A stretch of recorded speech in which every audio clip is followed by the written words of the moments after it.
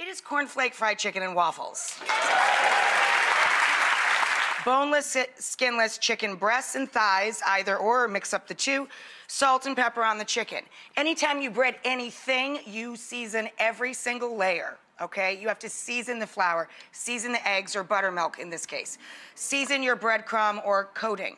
So this is AP flour, salt and pepper. This is buttermilk with hot sauce, salt and pepper. This is your cornflake crumbs from the grocery store. Just open the box and crush them with your little hands.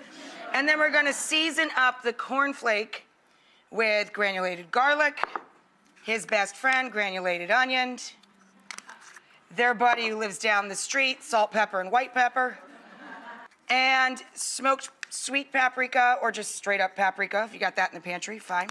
So I've got this set for 360. I also have a rack, wire rack, inside a baking sheet, and the oven is hot to 275. I fry a little bit of chicken at a time. When it comes out, I keep it on the rack in the oven. The rack keeps the bottom coating crispy, so it doesn't get soggy.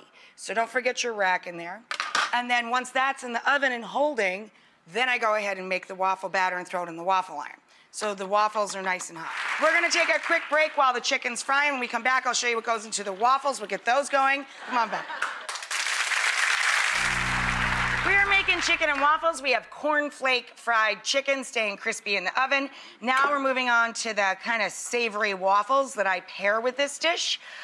We are going to make a buttermilk waffle with a combination that I already have in the bowl here. Remember, this is in this month's current issue of our Everyday magazine, or you can download it from our website.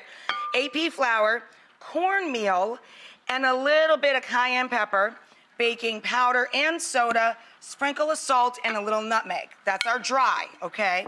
To that, a lot of chopped up pecans go in. And then our wet mixture is this fella over here. Buttermilk, melted butter, and egg. Then we mix this all together and throw it into our screaming hot waffle maker. They're looking pretty good. Look, they're almost done. Almost done. Let's take a quick break. When we come back, we'll serve these up. So we are serving chicken and waffles.